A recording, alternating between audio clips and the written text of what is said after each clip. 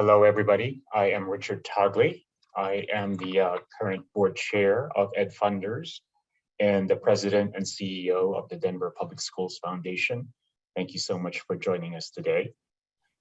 We are here to discuss the differentiation between mental health supports and social emotional learning in a time when we are all experiencing the devastating tragedy in Uvalde, Texas. And we find that this discussion that we're having today is of utmost relevance. And it is also a serious discussion on how we can help and cope with such tragedy, but also to differentiate the actions that we all need to take, whether as practitioners, as funders, or as advocates for our public education system. We find ourselves in a period of intense student need. The pandemic, in addition to the tragic event, continues the impact of isolation, disruption, and gaps in education. In addition to this, we also see economic upheavals, dealing with deaths of family members, of students themselves, of young people, and living in an environment of toxic civic discourse in the country right now.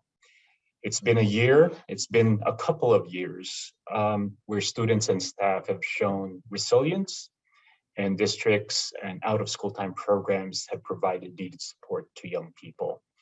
But as we move forward, it is critical for practitioners to understand the frameworks and the different goals and purposes of both social emotional learning and mental health supports. Each is needed, each has their purpose, and the understanding is important, not just for practitioners, as I have mentioned, but also for funders in this space as well.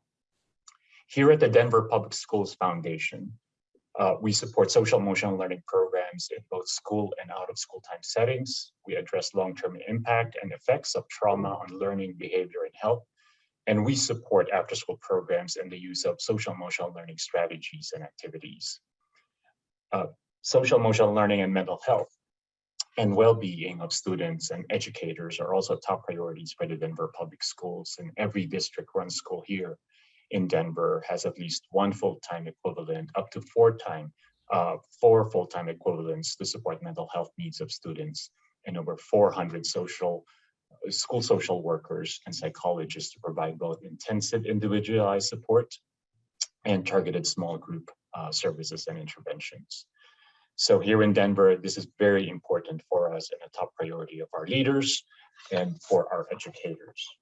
But before we begin the discussion, I would love to have a moment of silence for us to reflect on the tragedy in Uvalde and to seek reflection, guidance, and courage before we begin our important conversation.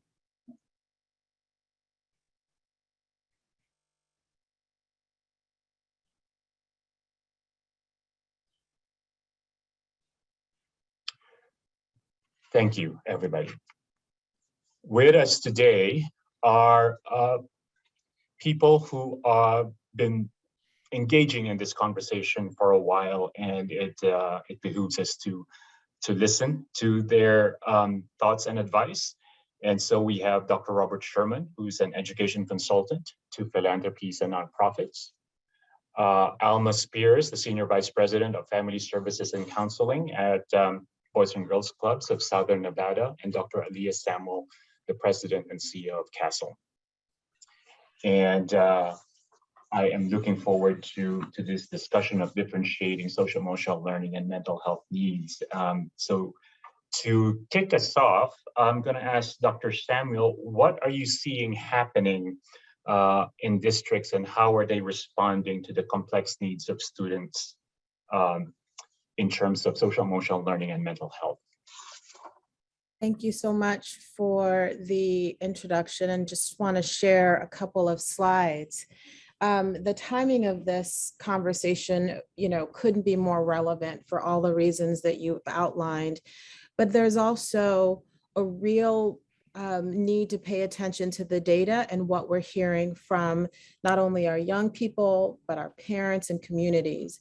And I think we're in an interesting moment in time, and I'll use the analogy or the proverb that it takes a village to raise a child. And all the while that is true, one of the things that we're seeing with coming out of this pandemic, with where we are, is that at every level of the village, there is stress. There is stress for our kids, stress for our parents, stress for our community leaders. And when the entire village is stressed, it becomes an even more dangerous situation. And that is what I think we need to acknowledge, that the supports that are there for kids, we're all experiencing stress in so many different ways. And so this moment in time is unique for a whole variety of reasons. Right now, 44% of our high school students within the last 12 months have said that they are experiencing sadness or a sense of hopelessness. That's almost half of our high school students. When we talk about educators and how they are feeling, according to NEA's most recent report, 90% of our teachers are feeling burned out. We know that this is a real issue. And when we say teachers, this is really school personnel of all levels. When we talk about what we're seeing in districts, the chronic absenteeism rates continue to increase. At the peak of the pandemic, chronic absenteeism was at 18%. This spring, we are now up to 22% of students being chronically absent. Our kids are not engaged. We're losing their engagement. And also, most recently, I was on a panel with Tom Kane and some others talking about his recent report. And the reality is the racial achievement gap is wider now than it was 30 years ago. So at every level of what we're talking about, whether it's student disengagement, educator and school personnel burnout, we are seeing the need to pay attention to the social emotional needs of not only our kids, but the adults who are also surrounding our kids. So when people ask, what's the role of social emotional learning in this mental health conversation, I want to be clear, it is not the panacea, it is not the one solution, but it is a foundation and it is a place to start. Our 5 competencies, and actually let me back up, the Castle Wheel, which is evidence-based and recognized not only in the US, but internationally, has core tenets of that village, which I mentioned.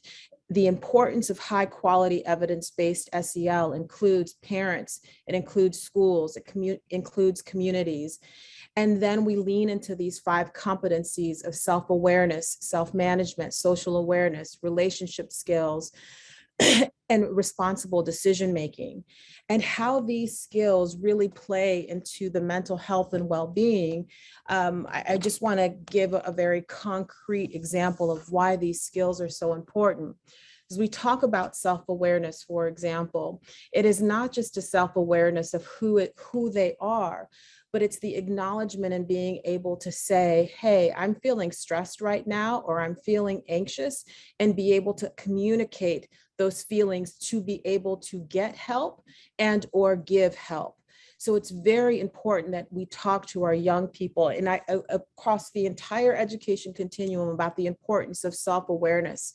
And also that's why relationship skills are so important, because if kids are starting to identify these feelings, but don't have a trusted adult that they can go to, they then continue to internalize those feelings and they don't have a place or an outlet for those. And, in light of the most recent school shooting, I would only say this because this is, within the container of us, that there are profiles of these student shooters that are showing us commonalities from bullying, from isolation, from not being connected to their either school community or broader community. And that's one of the things that social emotional learning does. It brings in the power of relationships. It makes sure that students have at least one adult within that school building that they feel like they see them and they have that connection with, which is so critical.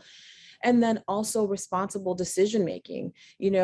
Just another example, when kids are feeling stressed or anxious, being able to say, I need to make some decisions or I need help, and then knowing what the decision tree is.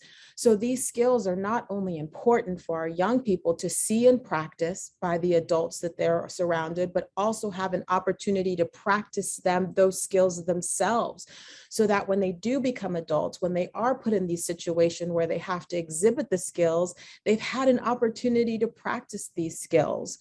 And, I'm often asked, well, Aaliyah, what would the world look like if we had these skills?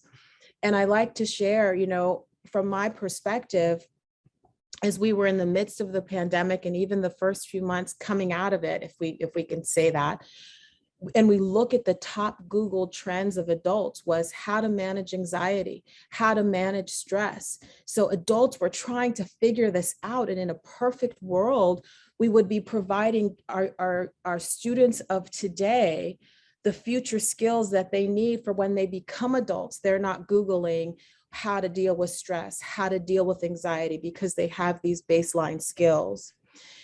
And I just wanted to really highlight that overwhelmingly, between the research and the support of parents, social emotional learning skills, we know, play a huge role.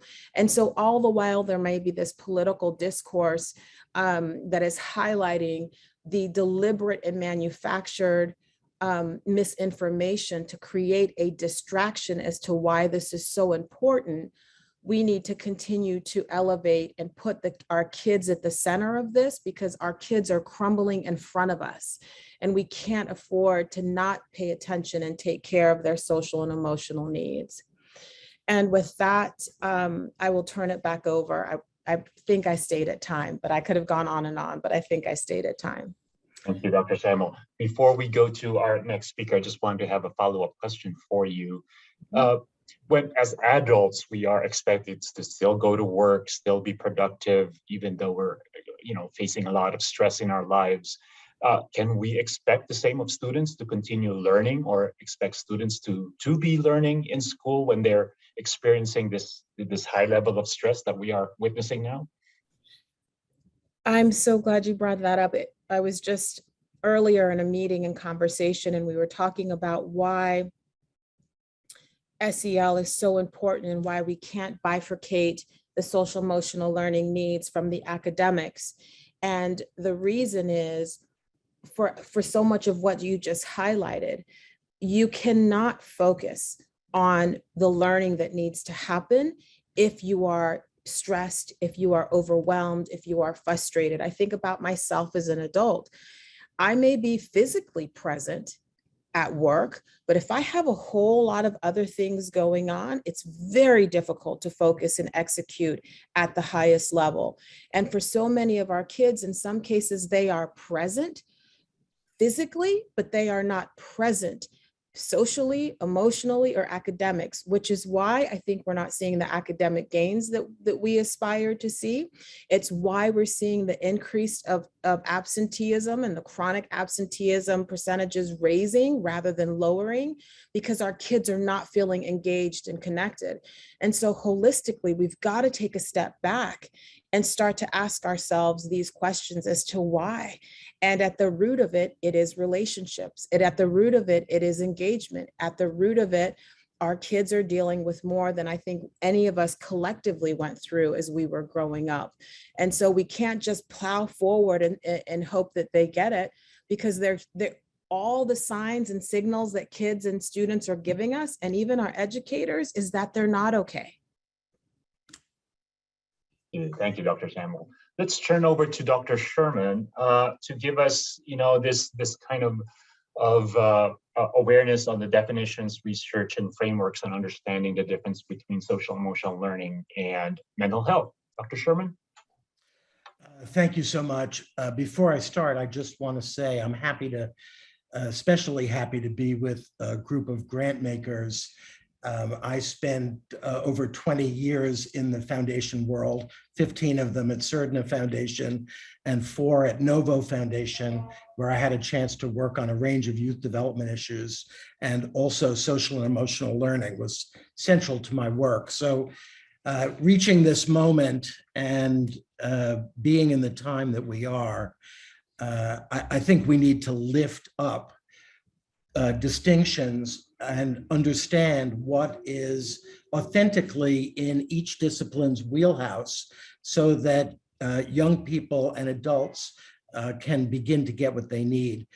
I thank you, Dr. Samuel, for the crash course on SEL, which really provides a great framework for what I'm about to talk about. Because our time is short, I'm going to the punchline first and giving you the conclusion, which is that SEL and mental illness, they're not the same. But as Dr. Samuels was really reviewing, SEL absolutely can build the foundation for very positive mental health and all kinds of functioning, but they are not the same. So as noted, SEL really is about relationships. It's relationships that build emotionally safe environments. And we think of social and emotional learning really as skill development, things that can be taught. You can be taught actually to name your emotions. You can be taught to manage your emotions and develop empathy and cultivate curiosity. And it's a skill to be able to make more responsible decisions. The second quote from the second item on this slide really is about when there's troubling behavior that adults see, is it just a part of growing up? Is it a phase? Is it something that will pass? Or actually, is there a greater need for a different kind of intervention? I think the core message of this point is you can't know if a child's behavior is a mental health or mental illness problem without knowing the child. So there's really a strong imperative, and this echoes what Dr. Samuel said, a really strong imperative to have our children known in their schools, in their classrooms, and in their after-school programs.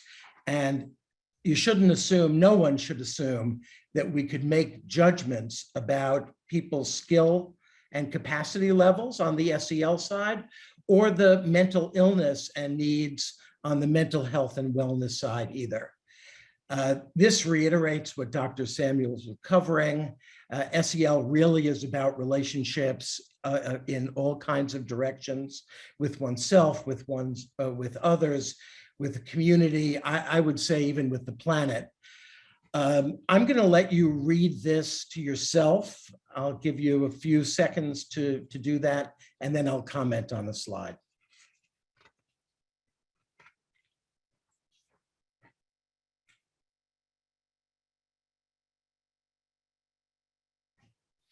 So what this is, sort of dense text, is saying to us is that mental wellness really is about a kind of internal equilibrium, a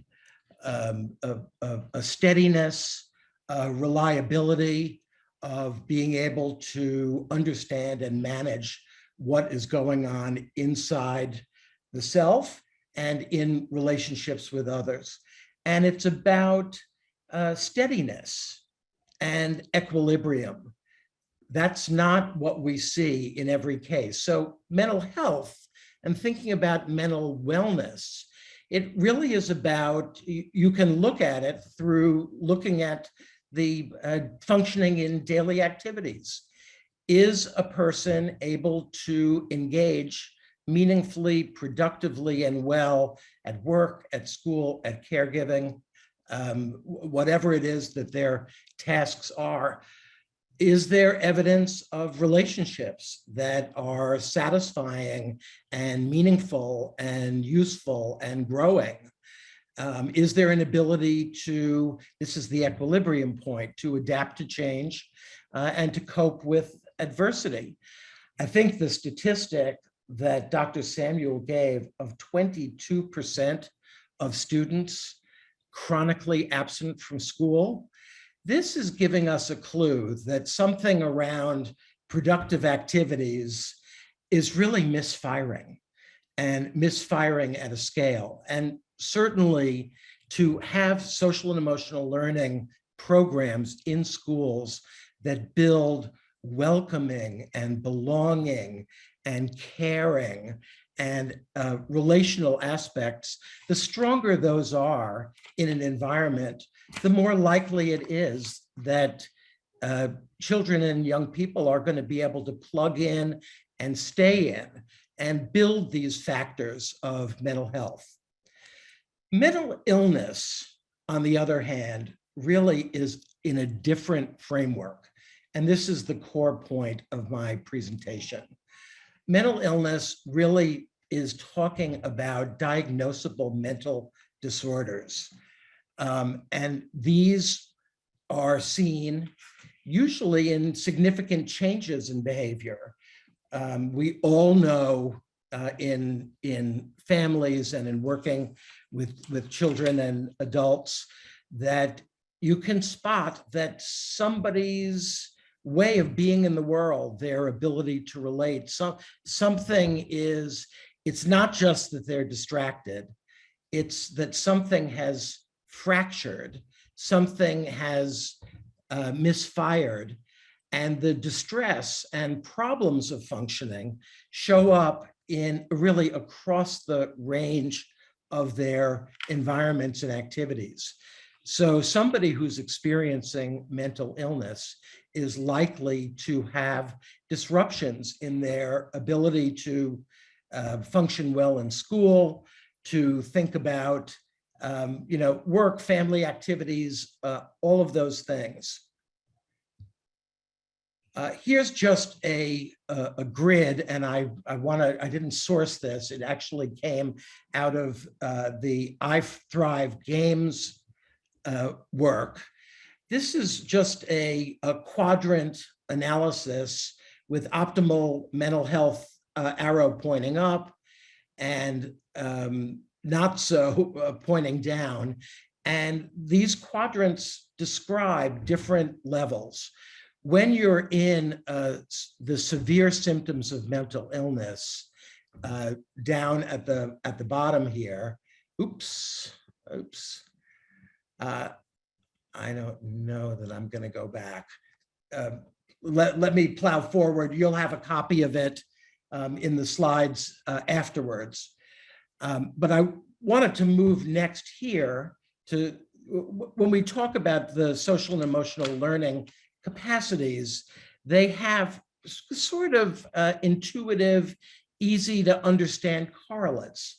The idea of self-awareness, relationship skills, empathy, all of those things.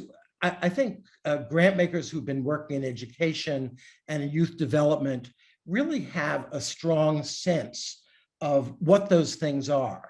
They may have good and legitimate questions about how to get there, but there's a more general understanding of the dimensions of social and emotional learning. Mental disorders, actually, I think we're familiar with the words, but many of us don't know what these things actually are. And so to think about bipolar disorder, we can talk about eating disorders, but may not really know too much about it. Dr. Samuel talked about the, sort of half of students expressing sadness, but is it actually depression? Or is it sadness? Is it a mental illness? Or is it a feature of our world that people with strong SEL skills or good enough mental health can handle? So this is a list of major disorders. And I want to just, for purposes of illustration, dive into the symptom picture of depression, just as one example, to really contrast with the elements that were presented as the SEL core competencies, which have to do really with thriving. And I want to make one really core point, which is SEL is a universal intervention. It's meant to be useful for everyone in a school environment, all the adults, and certainly all of the young people, and practiced as a discipline with practices that are shared across classrooms, in some cases shared all across full districts, actually create conditions that make the social and emotional learning possible. And they're about sort of everybody coming into the picture. Here, this is a really a symptom picture that is describing something going on in an individual person, even if many might be experiencing it. So feelings of hopelessness or pessimism, that might be what Dr. Samuels was talking about, but it may actually have crossed a line to somewhere else. Feelings of guilt and worthlessness and helplessness, decreased energy and fatigue, having trouble sitting still, appetite or weight changes, thoughts of death or suicide. So not everyone who's depressed experiences every symptom, but I wanted to use this as an illustration of the framework differences that really are found between social and emotional learning and mental illness analysis. We need strong SEL programs to help reduce stigma around mental illness. The compassion that comes from strong empathy development and caring program-wide in an out-of-school program, or caring school-wide or class-wide it is just so important. And the stigma issue remains really a severe one. People are talking a lot about their mental state and mental illness, but the stigma actually has not gone away. So partly what we need to think about, these two frameworks being fundamentally different, is that in SEL, we're talking about a universal approach, really relevant and right for everyone, while in the mental illness category, we're really talking about individual young people or adults who have specific needs. The professionals who have to be responsive and who need to be available are different. We know that SEL can be delivered in schools and practiced by a wide variety in after-school programs. Similarly, there are terrific relationship development opportunities all over the place. When the corner gets turned and the challenge really is a frank mental illness problem, professionals in mental health really need to be involved, and treatment, individualized, diagnosis that's individualized, all of those things. So in SEL, we're really looking at student competence. We're assessing climate. In mental illness, we're looking at symptom checklists and diagnostic assessments. So I've tried to make a case here that the frameworks are very fundamentally different. And so this slide just has a few policy and practice considerations for schools or out of school time programs. And they are that SEL should be practiced after school widely, just as it should be in school. In many cases, it's been demonstrated that coordination between school and after school, that it could have a continuation of the SEL framework, actually is quite useful. And I put here in italics, decide on ways to measure progress that fits the tone of your program. We won't have time to talk about that today, but there's lots of measurement of different kinds available. Focus on belonging in relationships to really give everyone the best shot. If attendance is really a proxy for belonging, or belonging is a proxy for attendance. That, you know, if you're not attending, you're probably not belonging. Mhm. And so this question of, does every child have a caring adult in your program or school, is a very important one. Culture and climate, they're sort of the meta versions of what we're talking about. And then both for schools and for out of school time programs, there needs to be access to dedicated mental health counseling staff to support. And I think that there was a hope, particularly in school districts that had invested very heavily in SEL, that it would also handle their mental illness challenges, because it looks like it might, but it won't and it can't. And I think as funders, got to be clear about this. And maybe that means fund the availability or the ability to access appropriate mental illness supports that really will support individual young people and adults, but strengthen programs overall. This is just a set of readings that when you get the slides, these links will be live. If you want to go deeper on these topics, this is one way to do it. And I thank you for listening. Thank you, Dr. Sherman. Before we go to Ms. Spears, I just want to ask Dr. Sherman, you emphasized this notion of being able to see students, being able to observe behavior, attitudes, this kind of sense of belonging. And one of the key aspects of this is strengthening the relationship between in-school and after-school or out-of-school time personnel. But in larger urban districts, when we're talking about thousands of students in a building, what can we do right now to make sure that we are paying attention and that we are able to see students and not just, you know, a cadre of them, or even just, you know, a cohort of them? How can we observe students as they are individuals? Well, it's a very big question.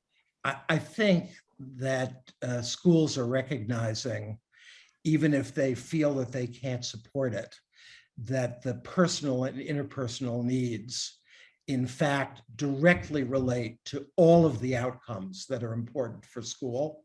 So we know that well-practiced, evidence-based SEL has been demonstrated to do a whole bunch of things: improve academic performance, decrease mental health referrals, decrease disciplinary referrals. There are a whole host of things that we know. The question is turning the priority budgetarily to support those. And so adult professional development, the way in which adults are prepared to think about and relate to and respond to their students, is critically important. We can't ignore it. It can't just be about helping with reading and math skills that professional development is going to be about. And there is a huge crying out from school and out of school time program staffs to give them what they need to be prepared to handle what it is that is being faced. Now, I don't think we'll get into this today, but social and emotional learning is being challenged in some circles, and schools in some places are hesitating, and SEL is being challenged in very unfair ways. We could talk about it. I think schools need to be ready to be the education and the youth development experts that they are, and not fold up their tents because the politics are tough. That's a losing formula for young people and for schools. I'm rattling on, so I'll stop. No, thank you, There's Dr. a lot to Sherman. say in answer to your question. Thank you, Dr. Sherman. No, we turn now to Ms. Spears in terms of, you've heard about the research and the framework. How is this being translated on the ground by the Boys and Girls Clubs in Southern Nevada, Ms. Spears? Thank you. It's interesting because my presentation really does combine both Dr. Sherman and Dr. Samuel's combination presentations, and it shows the way it looks when it's delivered. Part of the strategic plan for Boys and Girls Clubs of Southern Nevada was to increase the reach of kids that we're seeing in mental health, as well as in our organization. Can you check? Can you switch this? Thank you. What we do first, we do it within the Las Vegas community. We have 13 clubs within Southern Nevada, and our goal is to serve as many kids as we can, with beginning with preventative services and moving up into more intervention services. So we started a counseling program about 3 years ago, and we did it very quietly and very strategically. Kathleen, can you switch to the next slide?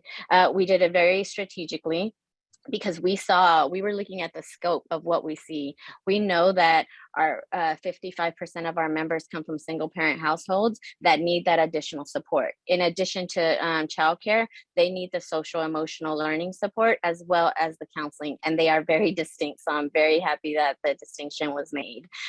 This is just a breakdown of what we see in our community in terms of our families that we serve. Kathleen, can you go to the next one?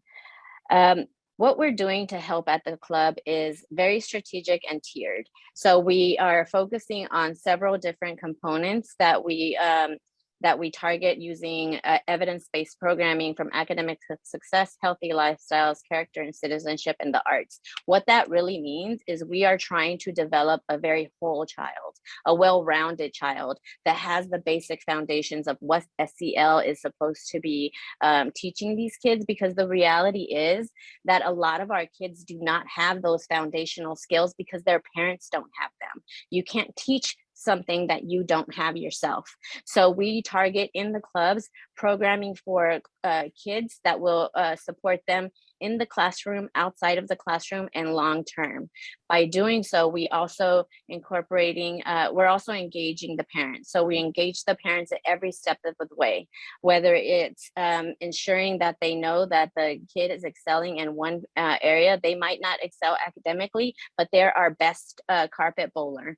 They are really good at foosball. And so we make sure we highlight them, because at the core of our Boys and Girls Club mission is we want to instill a sense of belonging. We know the sense of belonging is one of the core competencies to increase self-esteem, to increase the resiliency. So all of our programs target at that. The clubs, the programming at the club level is prevention, and education. And moving over to the next slide, the way we sought to meet the need is through our prevention and intervention counseling and behavioral health programs. We provide trauma-informed care at the club level, and then we elevate it at a clinical level by offering social emotional learning groups in our clubs for kids within their age level. We are having the clubs are being run in the safe environment that they are already used to. They are being run at the same format that our regular non-clinical programming is run. So kids don't really see the difference. They're not being pulled in because they have behavioral problems. They all know that they're just going to a group with Miss Alma, and all the other kids are trying to come to a group with Miss Alma because they see we have fun. And so we're very strategic in making sure that we remove the stigma from it. All of our counselors have Boys and Girls Club shirts.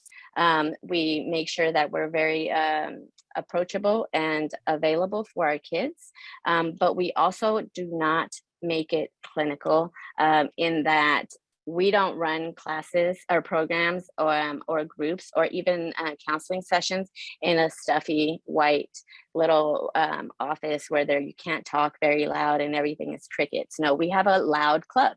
We have an office that is right outside of a big program area, because I don't want them to get used to thinking that they are in the principal's office. They're not in the principal's office, right? We're just here to have fun. We want to play and we want to talk. We are going to be in, oh, I'm sorry, I lost my voice really quick. We are going to be implementing a program or an approach where not only is the therapist in these groups, but we are also having our youth development professionals shadow the counseling session so that they too are learning the skills that are being taught in counseling and in groups. And to Dr. Samuel's point, they get the opportunity to practice these skills now in the clubs. So now they're practicing what they just learned in this hour group outside of the club for an hour or so until their parents come and pick them up. They are not only practicing it, but now they have a staff member that is not clinical, that knows what you learned, that can redirect you and remind you of, oh, remember, and what else can we say instead of that? So it's immediate redirection, it's immediate praise when they see something being done correctly, and we're doing it in a way that isn't intrusive. It's not very clinical, and it's not normal. It's not traditional counseling, but we've seen that it's been very, very impactful. The next slide, please. I'm gonna have our CEO step in and take this over for me because he is our go-to partnership finder. Andy, if you're on. Yep. So what we really looked at, this was a partnership with our state Department of Health and Human Services. We got started because Alma was our COO in operating clubs, but she got her master's in counseling. So really wanted to see how we could integrate it into our day-to-day club operations. But coming from a CEO and a fundraising perspective, it was my job to figure out how do we create sustainability around these services. So the partnership started with the State Department of Health and Human Services and gave us an initial grant to get started with the process. And then as that grant offered us time to become Medicaid billing credentialed, took about 2.5 years to get that credentialing, but really looking for that long-term sustainability of that. And quite honestly, state DHHS was cheerleading us on the entire way. So having that partner on that side was really critical and really helped us get to that point. The other partnership that we really looked at is, again, because from the very start, we didn't want to become a clinic. We want to be a Boys and Girls Club with these services available. So to do that, we don't necessarily want clinical contractors. We're really looking for those coming out of the academic programs and really adapting to the environment of the club. Again, a little loud, a little chaotic, fun, but always built around that safe environment. So having a session out in a garden, weeding a garden or harvesting a garden, kicking a soccer ball, those kind of things. We want clinicians that are willing and able to do that work in non-traditional settings. So UNLV, and really what we're working with DHHS on is from a credentialing process, who is credentialing our mental health professionals in our community, and how do we get into that practicum rotation so that we can, again, it's really about getting those are interviews for us to really start picking out our contractors that we want to have for the long term. So the county DHHS, the one other one that we have listed there is the Department of Education. They gave us a grant to provide services to the underinsured and uninsured. So that is just picking up additional resources so that these services are provided for all kids. It's not just the kids that are on Medicaid. We're really looking at, we don't want to withhold services from any of our kids. Thank you. And then we have one last slide. So the way we deliver services is obviously very untraditional or non-traditional, whichever word is but grammatically correct.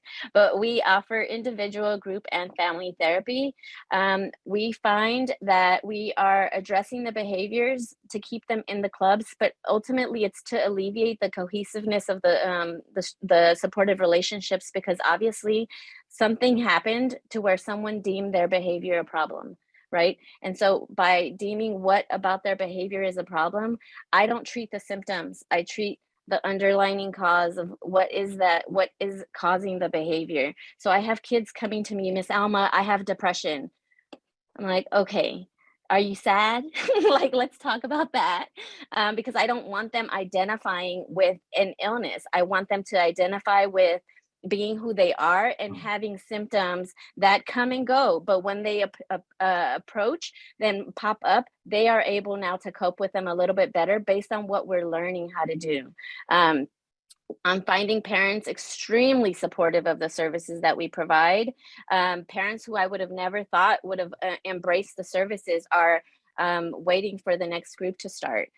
We are helping to support the parents because parents are interested in becoming better parents. They are getting the same skills that I'm teaching their kids in different language maybe, but not always. I'm providing very similar skill development techniques to these parents.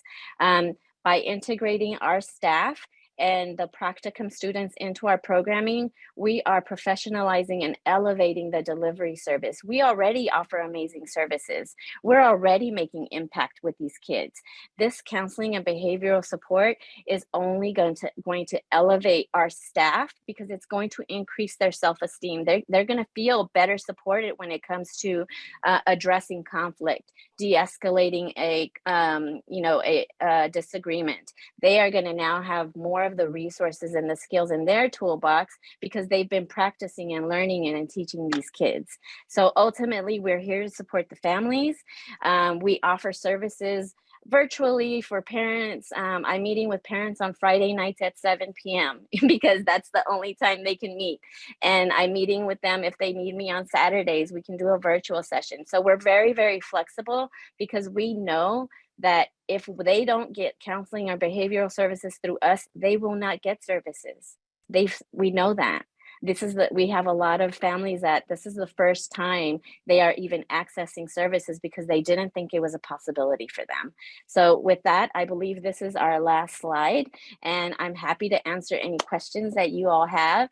Any funding can go to, questions can go to Andy, but he's still on. Thank you. Thank you, Ms. Alma. Thank you, Mr. Andy. I just want to pose the question to all of you, our speakers, since we have a largely funder audience. So basically, what is the message to grant makers, especially to education funders, about these key ideas that you all presented around relationship building, stronger ties between in-school and after-school, prioritizing social emotional learning as in line with the academic learning and community supports? What can we do as funders to make sure that these elements are strong in our schools and community? Dr. Samuel, let's start with you. Sure, thank you. There's certain words that came up, but I think I'll hone in on one or two words: kid-centered, and keeping things at the core of what our kids are telling us they need. I know as funders, each of your foundations has really determined what their priorities are, but I would challenge you to back those priorities up to meeting the needs of kids right now. We heard Robert talk about it, with the opposition that some places are facing. But if we have a choice, focus on the opposition or truly focus on the kids and what they're telling us. We also heard Alma and Andy talking about kid-centered, whether it's how they receive services, keeping the joy there, keeping the learning there. And I think also that connection to community and family and creating that equitable approach. And so I think truly keeping kids at the center. And that also means Yeah, I'm a parent. Sometimes I think I want to give my kids certain things, but they're telling me they need something else. And so really paying attention to what those needs are. And I really appreciated Dr. Sherman's comment about attendance being a bridge or proxy for belonging, and belonging being the bridge and proxy to attendance. Like, we have to really look at these things because they're all signals, and us as adults, we have to pay attention to that.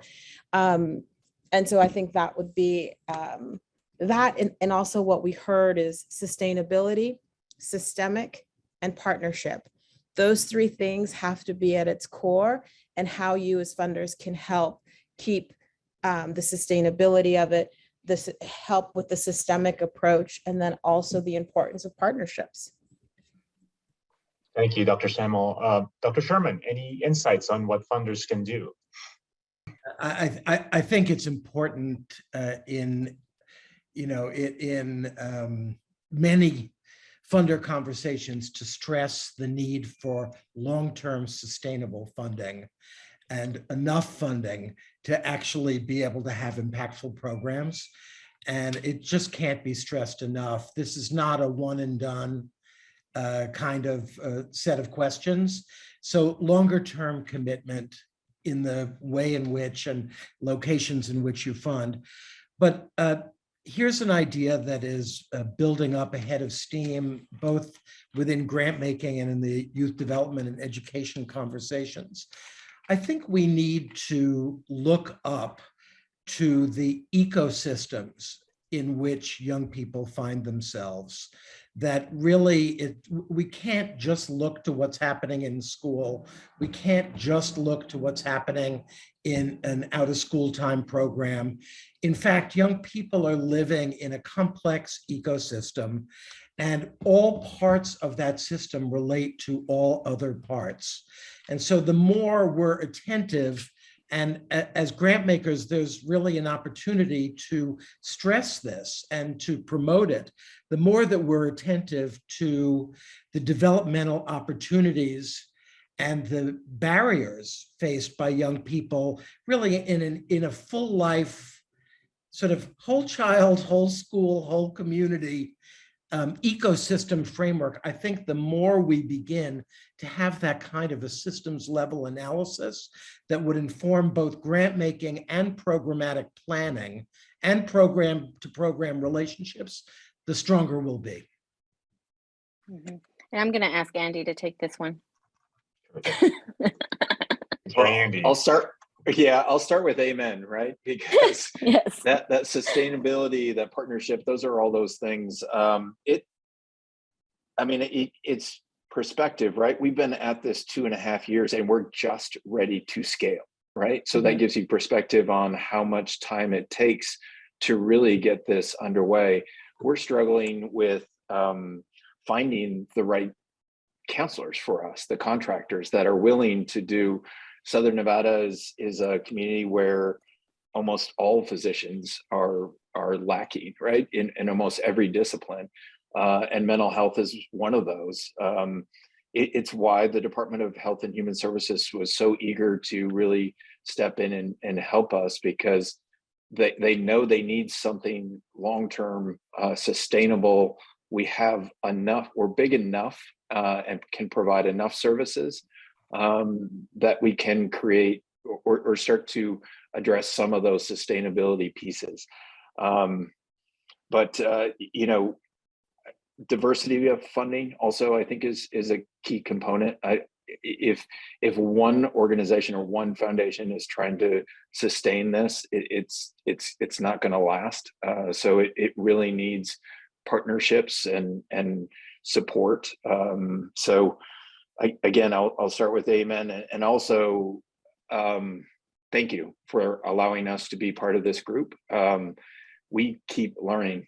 Again, we are really just at the start of our journey, but listening to these, being part of these groups and listening to the process is helpful and really rewarding for us. So thank you. Thank you, Mr. Andy. We have a couple of minutes, so I'm going to take the liberty of asking our speakers an insight on this question that I've been reflecting on since yesterday. We're at a time now where not just our community, but our young people are losing faith and trust in us as adults and how we handle all these issues that are popping up. What can you say to us funders? What can we do to bring that trust back again among our young people? I can start. Oh, sorry. No, go ahead. I Go ahead, Ms. always Alma. start when I talk to parents and different adults, I always say start with honesty, start with open and honest, like the dialogue of like, I may not have all the answers, but we can figure it all out along the way together. But just know that you're not alone. It's just the reassurance of like, I don't know everything, but let's figure it out together really does give people a sense of like, I'm not the only one that's at a loss. So I always try to start by let's empathize and have them and let them know that they're supported. Thank you, Ms. Alma. Dr. Samuel?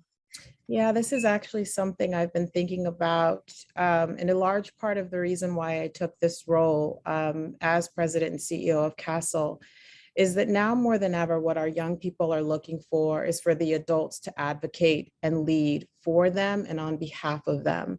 And I think that now more than ever, within each of our concentric circles, we are leaders, and kids are needing us to lead and stand up for them, for what they need, for their voices. And now is not the time for scared leadership in the world of education.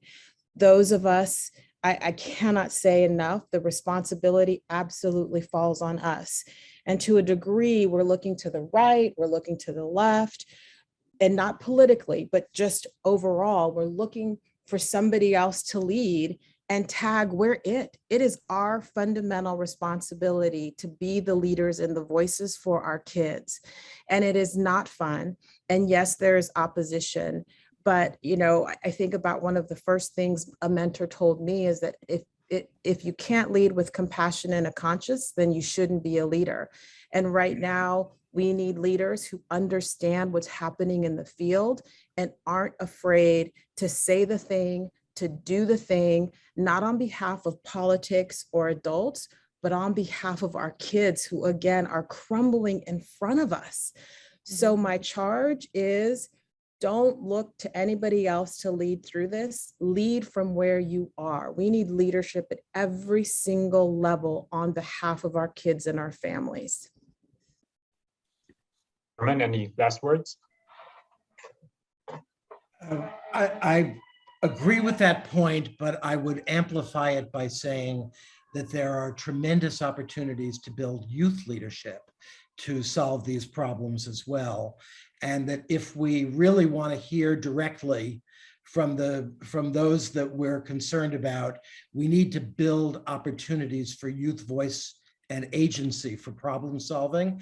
And we actually know a lot about how to do that. And philanthropy has been funding important work in that regard a lot. Another place I would turn to for really looking for guidance about how trust gets restored, I think the Search Institute's developmental relationships framework is a guide for how to build strong, trusting relationships. And it's mostly talking about, or started talking about, one-on-one sort of adult to youth, but it's expanded. And really slightly obvious things, but they're now very well researched.